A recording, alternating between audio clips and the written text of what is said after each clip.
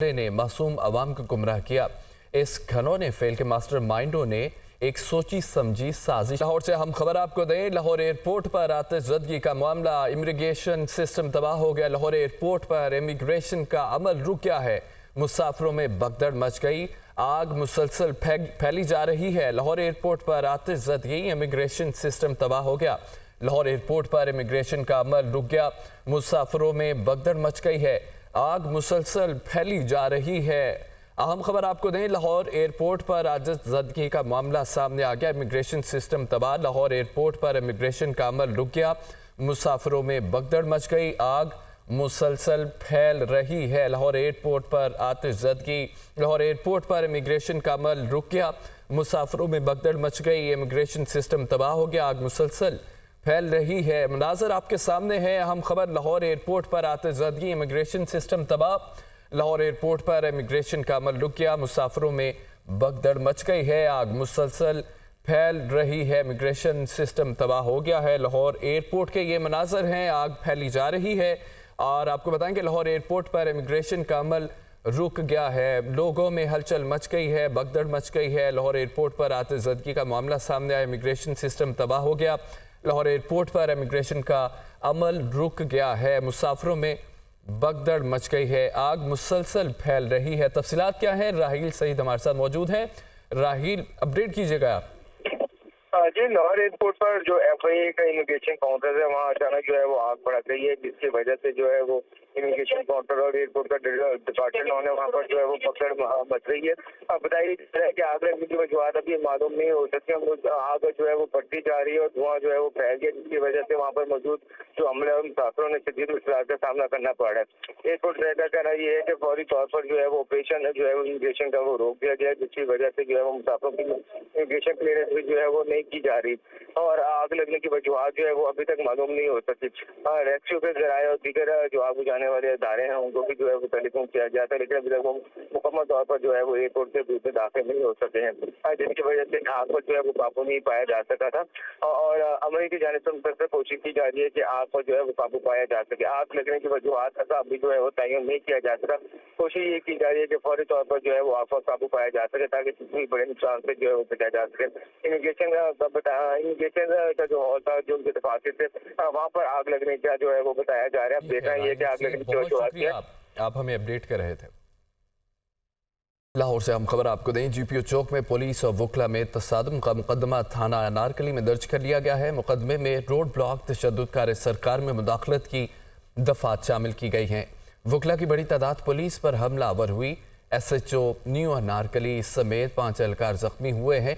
खबर आपको दें, GPO चौक में पुलिस और वकला में तसादुम का मुकदमा थाना नारकली में दर्ज कर लिया गया है। मुकदमे में रोड ब्लॉक, तशद्दुद सरकार में मुदाखलत की दफात शामिल की गई हैं। वकला की बड़ी तादाद पुलिस पर हमला आवर हुई। SHO न्यू अनारकली समेत 5 एहलकार जख्मी हुए हैं।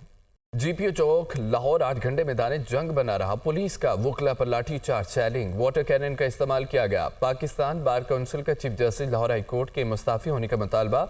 आज मुल्क भर में अदालती बाइकआउट का ऐलान कर दिया। दूसरी जानब इंस्पेक्टर जावेद की मुदियत में वकला पर थाना पुरानी अनारकली में मुकदमा दर्ज कर लिया गया।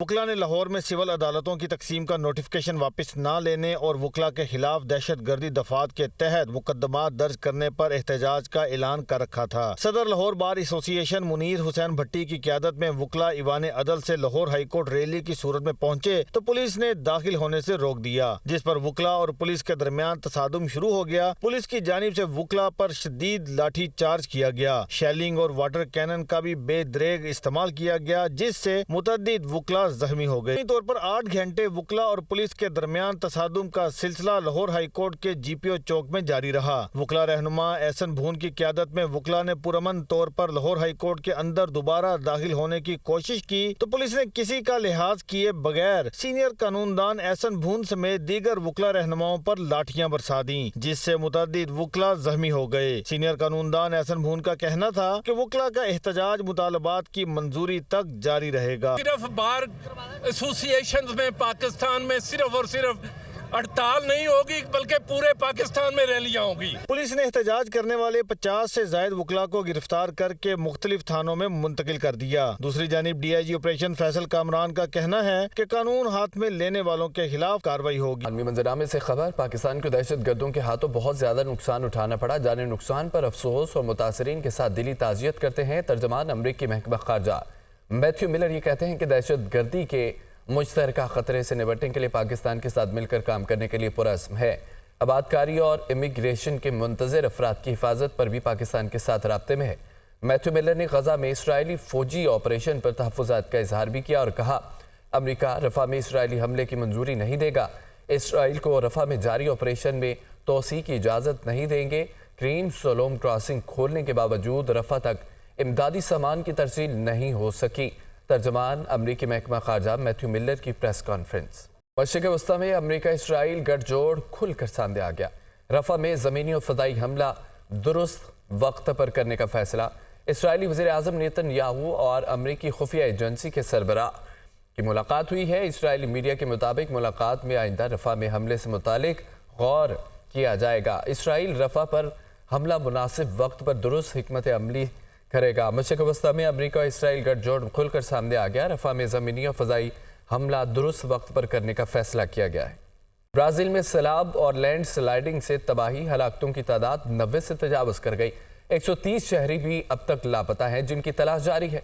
शदीद बारिश और सैलाब में मुतअद्दिद देहात बह गए, हज़ारों अफराद बेघर हो गए हैं। ब्राज़ील में सैलाब और लैंड स्लाइडिंग से तबाही हो गई।